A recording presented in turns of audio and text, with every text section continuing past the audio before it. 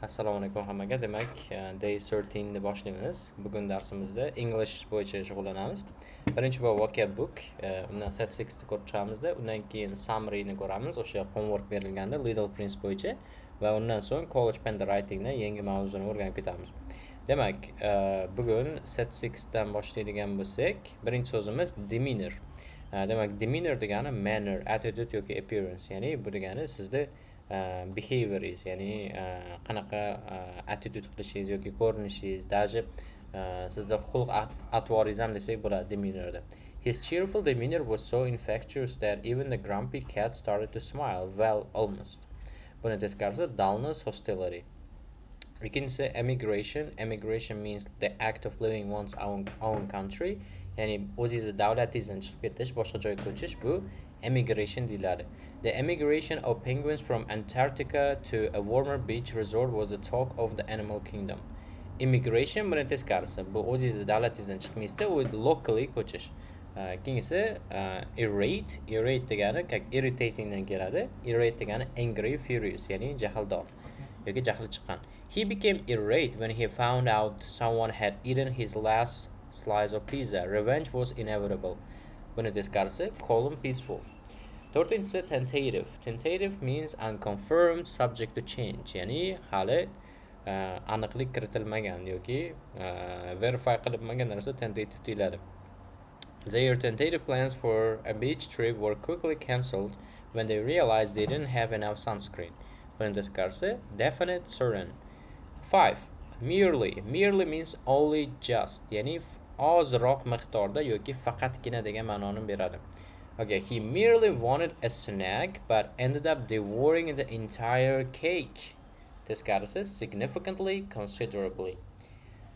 Next one, deceive. Deceive means to trick or mislead someone. Yani biror bir kishini aldash yoki noto'g'ri yo'lga boshlash. He deceived his little brother into believing that broccoli was just green candy, but the taste gave it away. Teskarisi honest, inform. 7. Trifling. Trifling means unimportant, insignificant. For example, arguing over who gets the front seat seemed trifling compared to the fact that they were late for the concert. Ya'ni judayam kichik, mayda, ko'zga ko'rinmas bo'lgan narsa bu trifling deyiladi. Teskarisi significant, important. 8. Labyrinthine. Bu complicated or confusing. Ya'ni labirint degan so'zdan kelib chiqqan, o'sha judayam complicated degan ma'noni beradi. The school's labyrinthine hallways made it feel like they needed a map and a compass just to find a cafeteria. Teskarisi simple, straightforward. Okay, next one, decrepit. Decrepit means weak, disabled, in the rundown state, decayed. Ya'ni judayam nozik yoki biror bir joy buzilib ketgan joyda biz decrepit deymiz. The decrepit old house creaked so much it sounded like it was telling ghost stories to itself. Teskarisi sturdy, new. 10. Corroborate. It's not collaborate, it means corroborate, okay? So corroborate is to confirm or to verify. Yani biror bir narsaga aniqlik kiritish. The detective corroborated the suspect's alibi with security footage of him happily eating donuts at the time of the crime. Teskarisi disprove. Okay. 11. Obstinacy. Obstinacy means stubbornness, unwilling to change. His obstinacy about not asking for directions turned a 10-minute trip into a 2-hour adventure. Teskarisi flexibility, open-mindedness. Okay, 12. Confinement. Confinement means imprisonment, captivity. So, masalan, tasavvur qiling, zoopark bor. Zooparkda hayvonlar hammasi captivityda bo'ladi. Ya'ni tutqunlikda bo'lish, bu confinement deyiladi. The dog's brief confinement in the backyard felt like a lifetime and the dramatic escape plan began at once. Teskarisi freedom, release. Okay, 13. Monotony. Monotony means boredom, dullness, lack of variety. Ya'ni judayam zerikarlik yoki monotonlik, bir xillik bo'lish monoton deyiladi. The monotony of online meetings was only broken by the occasional appearance of a surprise cat on screen. Teskarisi excitement, variety. 14. Degrade. Degrade means treat with disrespect. Ya'ni biror bir kishini hurmatsizlik qilish. The teacher reminded students not to degrade each other even during competitive games of dodgeball. Teskarisi respect, honor. Okay, 15. Dilemma. Dilemma is a situation in which a difficult choice has to be made between two or more alternatives. Ya'ni bitta situatsiya bo'ladi, siz ikkita yoki undan ko'p qaror qabul qilishingiz kerak. Ulardan bittasini. Shu dilemma deyiladi yoki dilemma. He faced a true dilemma whether to spend his last dollar on ice cream or save it for tomorrow's lunch. Discusses solution certainty. Okay, 16. Conventional. Conventional is traditional, accepted, mainstream, standard. Ya'ni o'sha eski, ya'ni juda ham eskicha o'ylash yoki qabul qilingan desak ham bo'ladi. Conventional thinking degan so'z bor. Bu ya'ni eskicha o'ylash. Wearing a suit to a pool party was far from conventional, but at least he looked sharp in the water. Teskarisi unorthodox, unconventional. 17. Proliferate. Proliferate is increase or grow rapidly. Ya'ni judayam tez oshish yoki o'sish. Okay, his collection of quirky hats began to proliferate after he discovered a store that sold hats shaped like food. Teskarisi decrease, dwindle. Okay, 18. Aesthetic. Aesthetic is concerned with beauty or the appreciation of beauty. Ya'ni judayam chiroyli bo'lish yoki chiroyga oid narsalar aesthetic deyiladi. Her aesthetic sense was so strong that she could turn even the most ordinary room into a work of art. Teskarisi unattractive, plain. Okay, 19. Prominent. Prominent means important, famous. Yani judayam muhim yoki mashhur. The prominent scientist was so famous that even aliens might recognize him if they came to Earth. Okay, obscure, unimportant, buni teskarisi. Alright, 20. Unwieldy. Unwieldy means difficult to carry or move. The unwieldy box of art supplies was so large that it looked like it was trying to move him, not the other way around. Teskarisi manageable or convenient. Ya'ni unwieldy degan juda ham qiyin, ya'ni ko'tarish uchun yoki nima move qilish uchun. 21. Unilaterally. Unilaterally means done by only one person or group without the agreement of others. So bir kishi tarafidan qilingan, boshqalarni nima deydi? Roziligisiz. He unilaterally decided that every meeting should now involve cake, which no one objected to in the end. Okay, teskarisi jointly, collaboratively. 22. Stimulate. Stimulate means to trigger, spark or activate, to excite. Ya'ni biror bir narsani nima deydi? Yurg'izish yoki aytaylik unga sabab bo'lish boshlanishiga. The surprise visit from the puppy stimulated a wave of energy in the office that lasted for hours. Teskarisi suppress or dull. 23. Abate. Abate means to become less intense or widespread. Ya'ni intensivligi jihatdan kamroq intensivlik bo'lish yoki widespread bo'lmaslik. The storm's intensity finally began to abate, leaving behind a rainbow and a yard full of soggy shoes. Teskarisi intensify or escalate. 24. Diligent. Diligent means hardworking, yani mehnatkash. Her diligent study habits paid off when she aced the final exam, making her textbooks proud. Teskarisi lazy, negligent. Okay, 25th. Relegate. Relegate means to downgrade, to lower in rank or status. Yani statusiz yoki rankingiz tushishi bu relegate deyiladi. Okay, after losing the championship, they were relegated to second tier status, but they vowed to make a comeback. Okay, buni teskarisi promote or elevate. Okay, let's read this text together. So the title is named Beyond the Stars: How Space Tech Enhances Earth Economy. Okay, men aytganimdek o'sha har bitta narsani tarjima qilib beraman, shunchaki men sizga muhim joylarini, muhim ideyasini aytib ketaman. Bu bizda reading comprehensionimiz uchun juda ham muhim. Okay, in the expanding realm of space exploration, technological advancements have not merely pushed the boundaries of human reach, but have also started to proliferate opportunities back on Earth, reshaping our economy in unforeseen ways. Xullas, texnologiya bizda ekonomik jihatdan ham juda ham ko'p foydasi bo'ldi demoqchi. As satellites orbit in a seemingly labyrinthine dance above us, their applications in communication, weather forecasting, and even agriculture corroborate the growing economic impact of space technology. Ya'ni ko'p jihatlardan masalan qiyin bo'lgan bizga narsalar hozir bizga ekonomik jihatdan foyda beradi. Masalan aytaylik, kommunikatsiya yoki weather forecasting, bu bashorat qilish o'sha ob-havoni yoki agrikultura ham hammasi bizga ekonomik jihatdan o'sishimizga yordam beradi. Okay, the demeanor of the global market has shifted from skeptical to eagerly anticipative as the benefits of these technologies become more prominent. Ya'ni hozir endi texnologiyaga kamroq shubha bor demoqchi. Yet the integration of space-derived data into Earth industries present a dilemma. While the potential is vast, the path is fraught with labyrinthine regulatory and logistical challenges.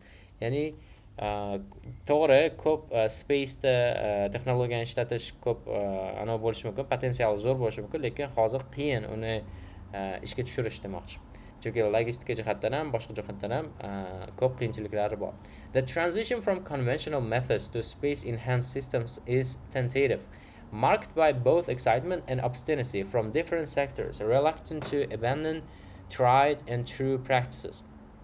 Ya'ni oldingi metodikalardan yangi space enhanced sistemlarga o'tyapmiz, lekin bu hali verify qilingan yo'q. Bu har xil anavlari bor, har xil nima deydi? Obstinacy boya ko'rdik, excitement ga o'xshagan narsa. Ya'ni excitementlari ham bor demoqchi. Okay, space technology once thought to be unwieldy and decrepit has evolved. It now offers solutions that help abate the monotony of traditional processes and stimulate the economic growth through enhanced resource management and disaster mitigation. Ya'ni space nimaga yordam berar ekan biz ekonomikamizga? Bu resource management va disaster mitigationga, ya'ni disasterlarni oldini olishga yordam berar ekan mana shu space technology agar rivojlansa. However, this shift has not been without its casualties. Some industries feel relegated to the sidelines, their roles diminished in the face of high-tech replacements. Ya'ni to'g'ri, o'zini yomon taraflari ham bor demoqchi, shunga o'xshash narsalar.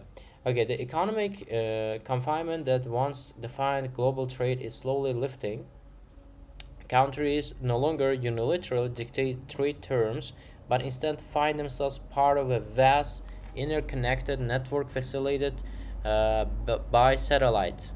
Ya'ni countrylar bitta o'zi ishlamaydi, ko'p network, ya'ni boshqa davlatlar bilan ham birgalikda ishlaydi, satellitlar orqali demoqchi. Satellite o'sha Sputnik. This network, while unwieldy, challenges traditional notions of geopolitical sovereignty and commerce, making the global market a more competitive yet collaborative space.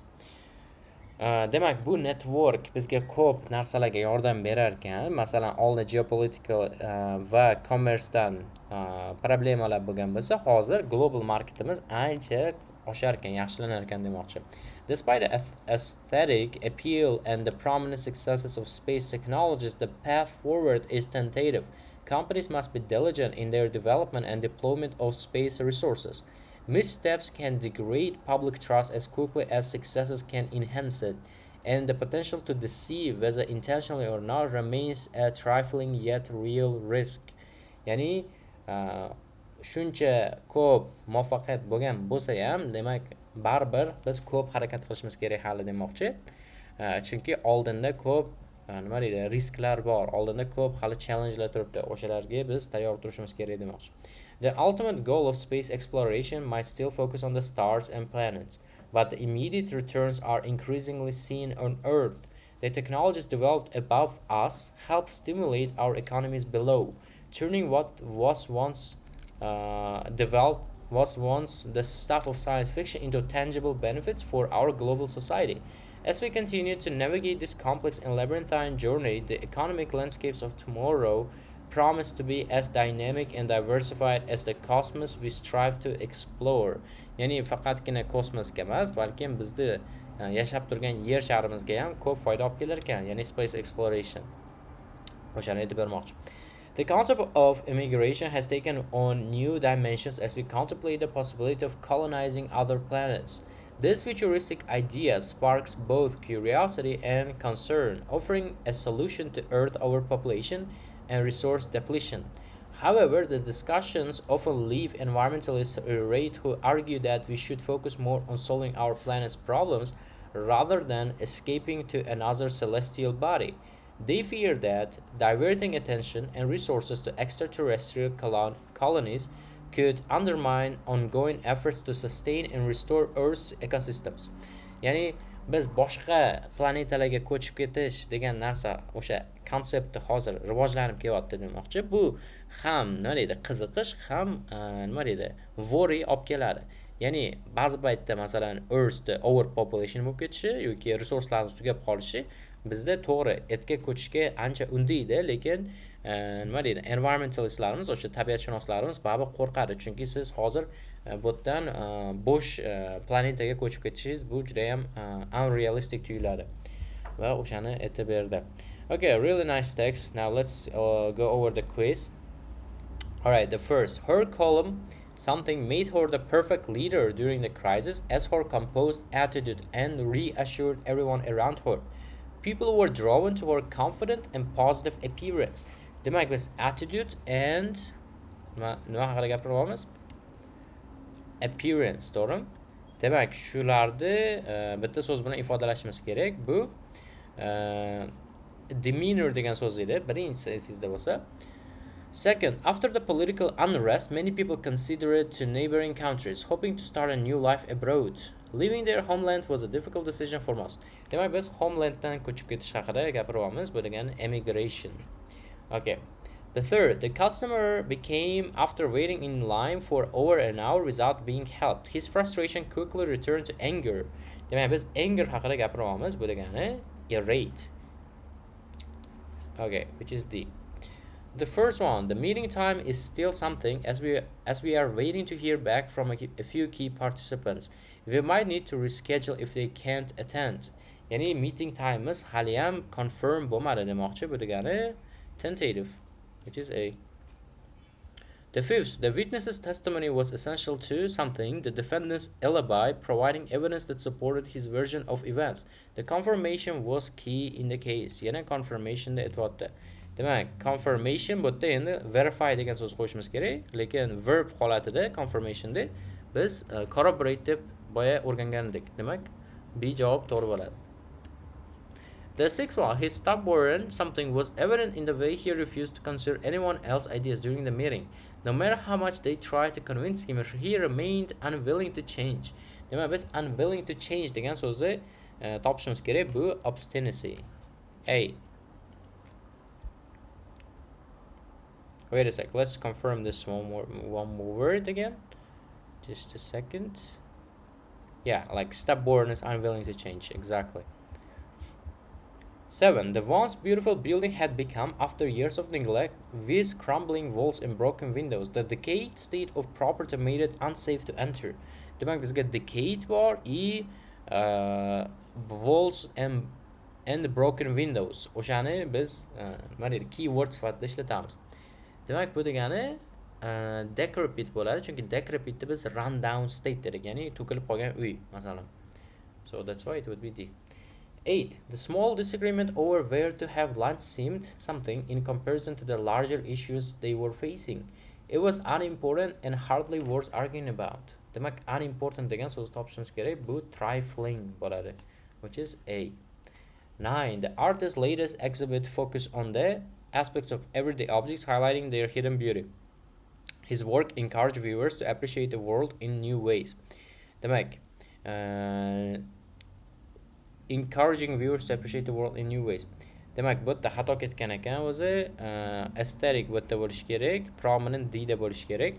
Demak, ularni fontida xato ketgan bu kitobda. Demak, biz aesthetic deb topishimiz kerak, chunki appreciate the world in new ways deb turibdi. Demak, aesthetic deb tanlaymiz. 10. The new regulations caused a number of small businesses too, with new shops opening on every corner. The rapid growth of the industry surprised many experts. Bizneslarimiz oshishni boshladi demoqchimiz, ko'payishni boshladi demoqchimiz. Demak, bu proliferate bo'lishi kerak, which is B. Okay, really nice. Now let's turn to the summary of the last homework, okay? Demak, bu homework bo'ladi, bularni ham yodlab kelish, revise qilib. Demak, men short summary yozgandim o'sha Little Prince bo'yicha. Demak, chapter 2 dan 6-gacha bo'lgan bu homework edi, taxminan 10 bet. Demak, har doim kitob bo'yicha 10 bet, 15 bet o'zimiz homework qilib olamiz. Demak, o'shani o'qib chiqishimiz kerak. Short summary. After crashing in the Sahara, a pilot meets the little prince who requests a ship drawing. The prince is finally delighted by a drawing of a box, knowing the ship resides safely inside. The narrator identifies the prince's tiny home as Asteroid B 612, noting grown-ups' obsession with figures over essential truths. The prince explains the vital discipline of uprooting baobab sprouts before they split his small planet apart. Finally, the prince reveals his love for sunsets, which he watches multiple times daily to soothe his sadness, once viewing 44 in a day. Demak, bu o'sha chapter 2 dan 6-gacha bo'lgan hamma eventlarda yozilgan summarysi, shunga o'xshash summary qilishingiz kerak har bitta dars uchun. Demak, bu yerda detail summarysi ham bor. Men buni o'sha kanalga tashlab qo'yaman. Okay, we were reading Little Prince. Okay. Endi Little Prince dan bitta chapter, bitta ikkita bet o'qib, men sizlarga reading comprehensionda qanday analiz qilish kerak, qanday tushunish kerak, detalni ko'rsatib berishga harakat qilaman. Okay, chapter 6. The Little Prince and the narrator talk about sunsets. Uzr, bu ham homeworkdan edi, to'g'rimi? Shuning uchun yangisini ko'raylik, bo'lsa chapter 7 ni ko'ramiz. Just a sec. Let's choose another color. Okay, let's choose red. The narrator learns about the secret of Little Prince's life. Demak, hikoyachi o'sha prinsni secret hayoti haqida o'rganar ekan. Demak, bunaqa tarjima qilsangiz o'zingiz adashib ketasiz. Shuning uchun iloji boricha o'zingizga eng oddiy holatda kamroq so'z bilan tushuntirishga harakat qilishingiz kerak. O'shanda siz reading comprehensioningiz yaxshi bo'ladi. Okay. On the fifth day, again, as always, it was the keyin ko'rgan bo'lsanglar, masalan, men hammasini o'qib chiqyapman-da, muhim joylarini olib bitta summary qilib o'zimga tushunishga harakat qilaman. Ko'pincha ko'p yozilgan narsa hammasi ham muhim bo'lmaydi. Ba'zi bir joylari muhim, o'sha muhim message olsangiz bo'ldi. Okay, on the fifth day again, as always, it was thanks to the ship, the secret of the Little Prince's life was revealed to me. Abruptly, without anyone to leading up to it, and as if the question had been born of long and silent meditation on his problem, he demanded, a ship, if it eats little bushes, or does it eat flowers too? A ship, I answered. Eats anything it finds in its reach. Even flowers that have thorns? Yes, even flowers that have thorns. Then the thorns, what use are they? I didn't know at the moment. Okay, mana shu joygacha tushunib olaylik. Demak, 5-kunida prinsni yangi hayoti haqida o'rganibdi mana shu narratorimiz. Demak, savol so'ragan ekan prinsimiz. Demak, qo'y bu anaqa yeydimi, o't yeydimi yoki gullarni ham yeydimi? Keyin gullarni ham yeydi degan. Lekin nimaga gullarda tikoni bor degan. Bu javobini bilmagan mana shu narratorimiz. Demak, thorn degan so'zimiz juda ham muhim bu yerda. Bu tikoni degani. Kerak o'sha tikan deb qo'ysak bo'ladi. All right, if you don't know. Okay, I didn't know. At the moment, I was very busy trying to unscrew a bolt that had got stuck in my engine. I was very much worried, for it was becoming clear to me that the breakdown of my plane was extremely serious, and I had so little drinking water left that I had to fear for the worst. Demak, bu unchalik ahamiyat bermabdi, chunki bilmagan ekan, boshqa narsaga, muhimroq narsaga, ya'ni o'sha samolyotini boltini, ba'zi bir boltlarini qotirayotgan ekan, chiqarayotgan payti bo'lgan ekan. Shuning uchun unchalik ahamiyat bermagan. Qarang, bu narrative-da, ya'ni bu literature passagelar har bitta sentence'da o'zingiz uchun tushunishingiz shart emas, simplify qilishingiz shart emas.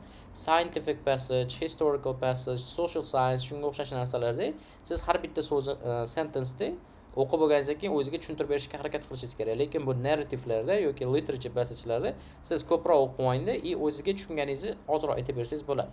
Ya'ni aytmoqchi bo'lganim, bunda ko'pincha story bo'ladi va storyda eventlar muhim emas, muhimi nima bo'lgani muhim. O'shani yodda tuting. Okay, the thorns, what use are they? The little prince never let go of a question once he had asked it. As for me, I was upset over that bolt, and I answered with the first thing that came into my head. The thorns are of no use at all. Flowers have thorns just for spite. Oh, there was a moment of complete silence. Then the little prince flashed back at me with a kind of resentfulness. I don't believe you. Flowers are weak creatures. They are naive. They reassure themselves as best they can. They believe their thorns are terrible weapons. I didn't answer. At that instant, I was saying to myself, if this ball still won't turn, I'm going to knock it out with a hammer. Again, the little prince disturbed my thoughts. And you actually believe that flowers? Oh no, I cried. No, no, no, I don't believe anything. I answered you with the first thing that came into my head. Don't you see? I'm very busy with the matters of the consequence. He stared at me, thunderstruck. Matters of consequence. He looked at me there, with my hammer in my hand, my fingers black with engine grease, bending down over an object which seemed to him extremely ugly. You talk just like grown-ups. That made me a little ashamed, but he went on, relentlessly. You mix everything up together, you confuse everything. He was really, really angry. He tossed his golden curls in the breeze. Demak, nima dedi? Nima bo'ldi? Hali ham o'sha savolni so'raverdi, demak, Little Prince'imiz, chunki aytgan savoliga javob topmaguncha qo'ymasdi.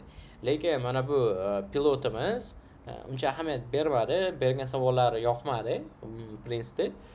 Chunki u boltni unscrew qilish bilan ovora edi, ya'ni boltni chiqarish bilan ovora edi. Agar mana shu bolt chiqmasa, men hozir o'sha bolg'a bilan uraman deb o'ylab turgandim. Keyin savol so'raverdi prins, lekin pilotimiz javob bermadi va aytdiki, "Yo'q, bilmayman, unaqa hech qanaqa yuzuji yo'q o'sha tikonlarini" dedi. Keyin siz ham kattalarga o'xshab gapirarkansiz deb uni ko'nglini og'ritdi va juda ham jahli chiqdi prinsda. Demak, ko'rganingizdek asosiy ideya nima? Asosiy ideyamiz o'sha conversation emas, o'sha message. Nima message bo'ldi masalan bu yerda? Masalan, summary qiladigan bo'lsak, the pilot didn't want to answer because he was so busy with fixing the plane desak masalan bo'ladi. Muhimi shu ideya. Demak, homework bo'ladi chapter 7. Okay. Chapter 7dan aytaylik chapter 11 ni tugatib kelamiz. Chapter 7 dan chapter 11 gacha homework bo'ladi. Men buni tashlab qo'yaman. Xohlasangiz kitob ham tashalgan kanalga, xohlasangiz qo'shilib olsangiz bo'ladi. O'sha yerdan ham topsangiz bo'ladi. Alright, keyingi narsa writing bugun bo'ladi. Demak, writingdan ba'zi bir mavzularni ko'rib chiqamiz. Oldingi mavzuyimizda run-ons degan mavzuni o'rgangan edik. Demak, biz punctuation juda ham muhim mavzu haqida gaplashamiz hozir, writing bo'yicha. Demak, run-ons bu independent va dependentlarni bog'lash edi. Demak, qonun qoidalarini yana bir bor eslab o'tamiz. Demak, agar bizda dependent va independent bo'ladigan bo'lsa, bu holatda mayda koma bo'lish kerak. Agar independent va dependent bo'ladigan bo'lsa, no comma, ya'ni orasida koma bo'lmaydi. Agar bitta narsani o'rgatmagandim, phrase degan narsa bor. Bizda independent plus phrase bo'ladigan bo'lsa, koma qo'yamiz ba'zi payt, bu juda ham rare, lekin ko'p hollarda dependent bilan koma qo'ymaymiz. Dependent nima deydigan bo'lsangiz, unda subject verb bor, lekin ular subordinating conjunction degan o'sha qo'shimchalar bilan boshlanadi. Masalan, although, even though, while, whereas shunga o'xshash so'zlar bilan boshlanadi va o'shalar dependent hisoblanadi. Okay, keyin bizda ikkita independentni bog'lash bor. Alright. Bunda ham 3 ta qoida bor edi. Xohlasangiz siz period, ya'ni nuqta qo'ysangiz bo'ladi, semicolon qo'ysangiz bo'ladi yoki comma femboys qo'ysangiz bo'ladi. Bularni oldingi darsda o'rgangan edik. Okay, yangi mavzu, demak, bugun mana shuni davomi. Yangi mavzu ham emas, endi fragment. Fragment bu dependentni boshqacha ismi, boshqacha nomi desak ham bo'ladi, yoki fragmentni phrase desangiz ham bo'ladi. Bizda demak, bilib olishingiz kerak bo'lgan narsa independent nimaligini bilishingiz kerak. Independent. Bizda dependent bor. Dependent. Va phrase yoki ba'zi paytlarda mana shu dependent bilan phrase yoki phrase da o'zi fragment deyiladi. Ya'ni bu fragment muhim narsa, it can't be a sentence. Ya'ni bu gap bo'la olmaydi. Va o'zi dependent yoki phrase asosiy qoidasi, ular independentligini bilib olishdi. Ular gap bo'la oladimi, yo'qmi, o'shani so'rashadi. Masalan, faqatgina independentimiz o'zi gap bo'la oladi mustaqil va ideyamiz tugallanadi. Dependent phraselarimizda esa bizda ideyalarimiz tugallanmaydi va shuning uchun ham ular fragment deb nomlanadi. Endi ba'zi bir nimalarni ko'rib chiqaylik. Misollarda example'lar ko'raylik 9-mavzudan.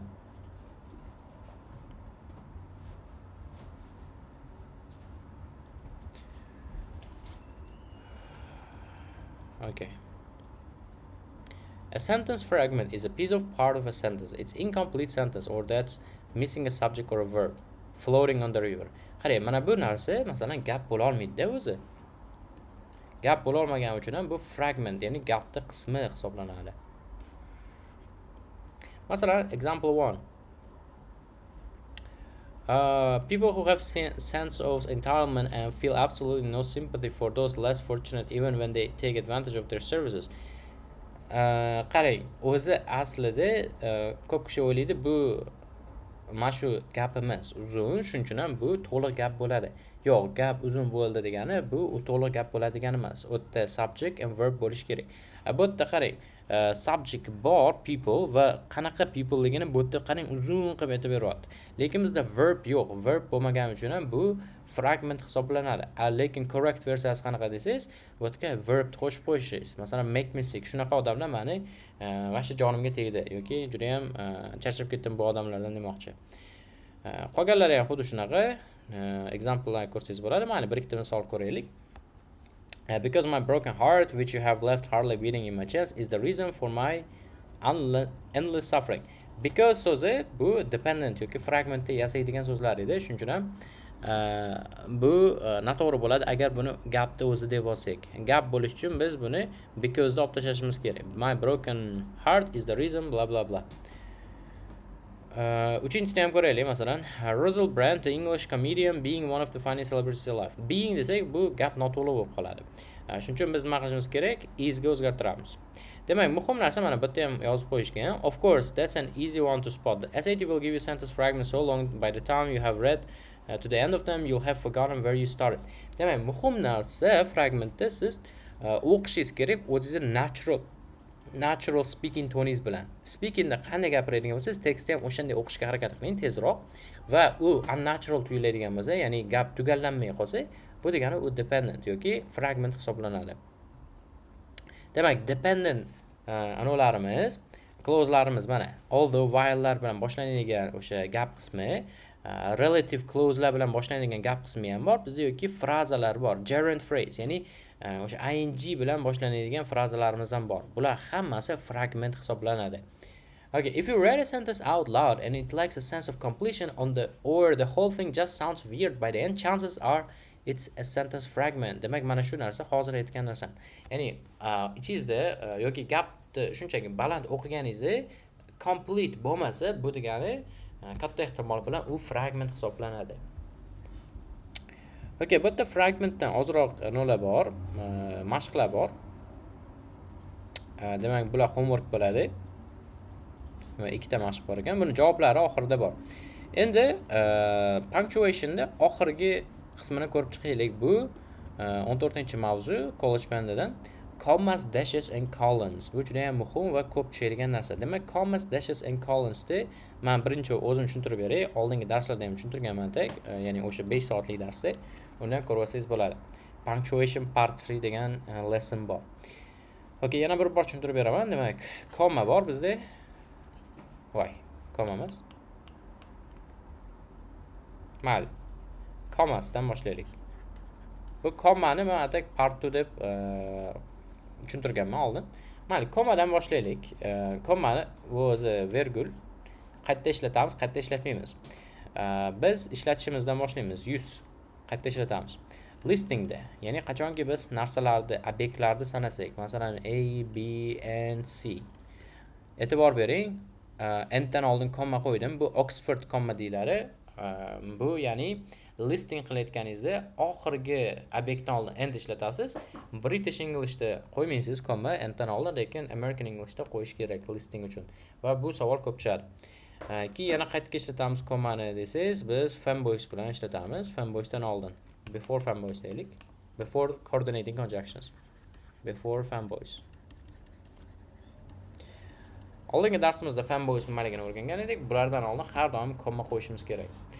Va biz non-essential clause uchun ishlatamiz. Non-essential clause bu gapni o'rtasida keladi, ko'pincha SATda, ya'ni keraksiz bo'lgan qismi, keraksiz bo'lgan nima deydi, qism gapni yoki ortiqcha, ya'ni qo'shimcha bo'lgan qism bu non-essential deyiladi. Bu gapni o'rtasida ikkita komma bilan ajratiladi yoki ikkita dash bilan yoki ikkita bracket bilan. Masalan, oddiy misol Ronaldo deyiladi. Ronaldo, the famous football player.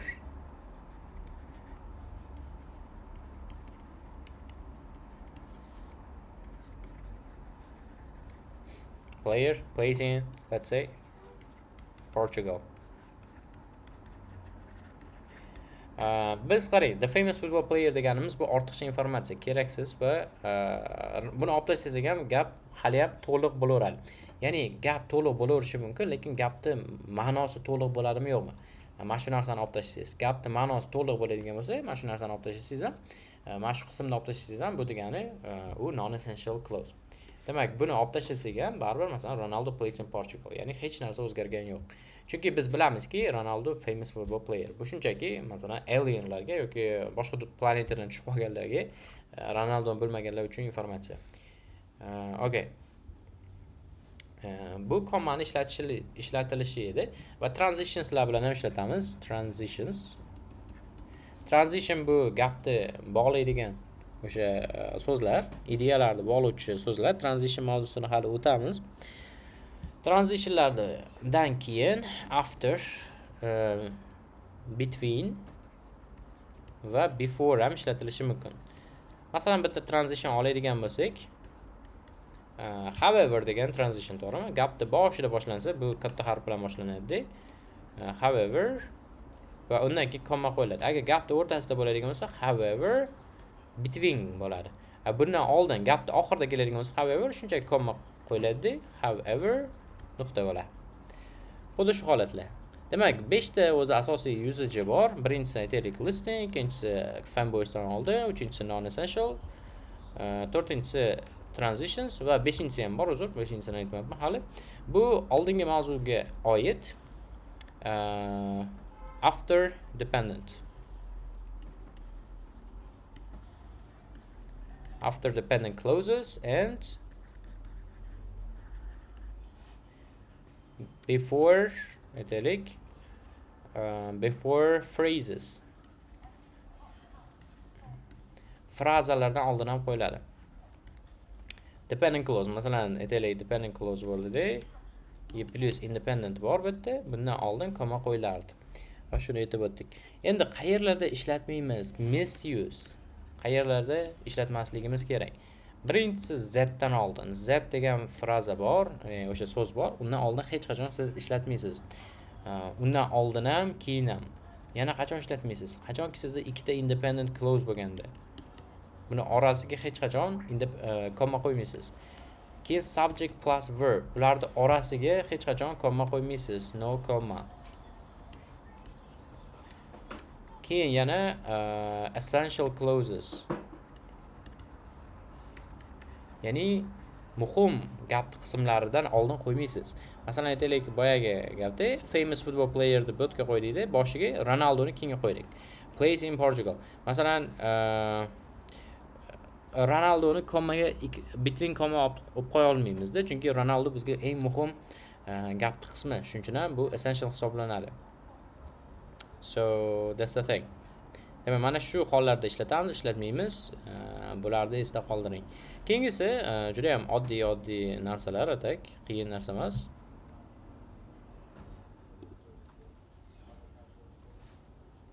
Bu dash bizda colon bor. Shuni eslab qo'ying. Dash bor va semicolon bor. Okay, colon degani bu ikkita nuqta, dash degani bu chiziqcha, semicolon degani bu nuqta virgul. Bu nomlanishi shunaqa. Endi qonun qoidalarida o'qiganingizda yoki grammatikani o'qiganingizda balkim kerak bo'lib qolar. Shunchaki chiziqcha yoki line demaysizda yoki two dots demaysizda colon deysiz. Bu endi fancy nomlanishi. Okay, colonni va dashni qayerda ishlatamiz? Birinchi mana shulardan boshlaylik. Colon and dash. Biz ikkalasini ham biz explanation uchun ishlatamiz. Before explanation, ya'ni explanation biror narsani tushuntirishdan oldin detalni bularda ishlatsak bo'ladi. Masalan, nima desak bo'ladi? I came to Tashkent masalan. I came to Tashkent. Voy, ana o'qib. The capital of Uzbekistan.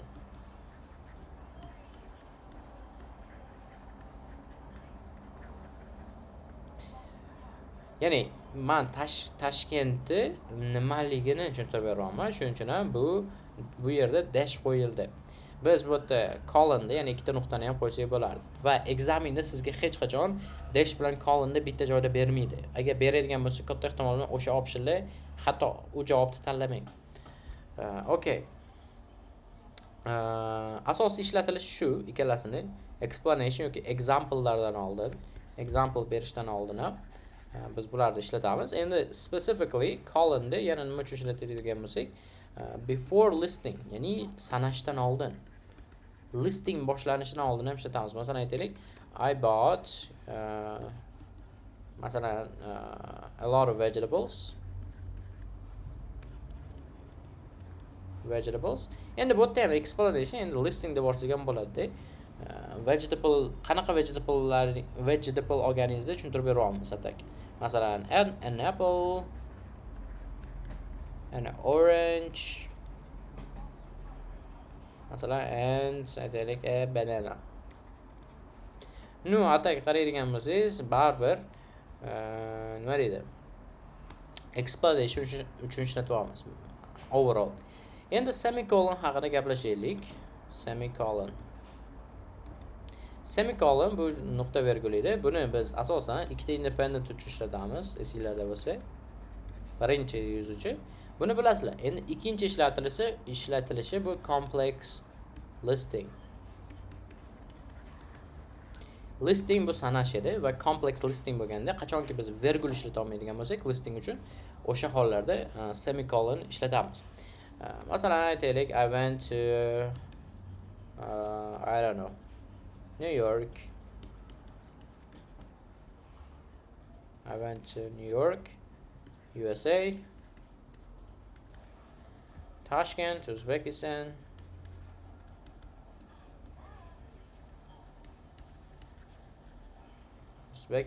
Istanbul, Turkey.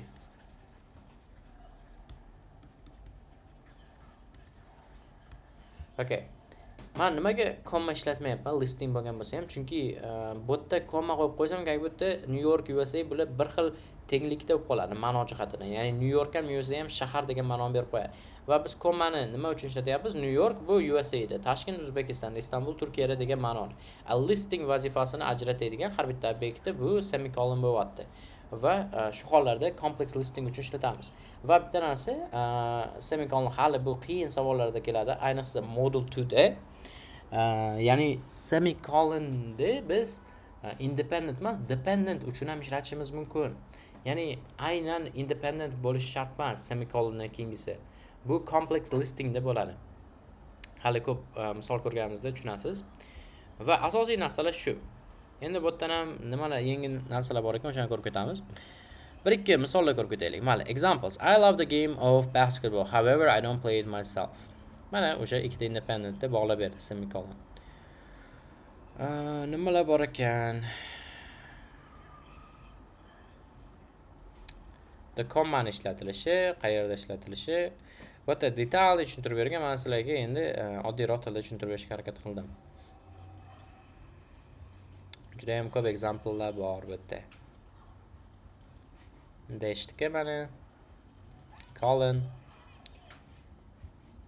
ko'plab misollar bilan tushuntirib bergan. Endi homework bo'ladi. Mana bu exercise 1, exercise 2 mana shu chapterlar. Demak, bu juda ham muhim nima deydi, chapter hisoblanadi. Bularni yaxshilab detalni o'rganib chiqing. Detalni ko'rib chiqing. Har bitta example'larni va savollarni ko'ringda, javobini tekshirib, feedback olib, savollar bo'lsa tashab, birgalikda ko'ramiz. Demak, buni keyingi darsda ko'rsatib beraman. Keyingi writing darsida, keyingi English darsimiz reading bo'ladi. Undan ham homework berilgan. Demak, bugungi homeworklar nima bo'ladi desangiz, keyingi chapterlar 7 dan 11 chaptergacha Little Prince va undan keyin College Pen Writingni ikkita chapterda homeworki, bu Fragments chapter 9dagi va chapter 14da homeworklari va vocabni yodlash, bu yerdan bular yodlab kelish va revise qilish. Va keyingi darslarda bularni summary'sini hammasini ko'rib chiqamiz. Demak, asosiy mavzularimiz shulardan iborat edi. Bugungi darsimiz shundan iborat edi va xudo xolisa day 14 da ko'rishamiz. Day 14 bu review day bo'ladi ertaga xudo xolisa. Demak, hozirgacha o'rgangan narsalarimizni, bu hafta o'rgangan narsalarimizni review qilib chiqamiz. O'qishdan charchamanglar, hammaga omad.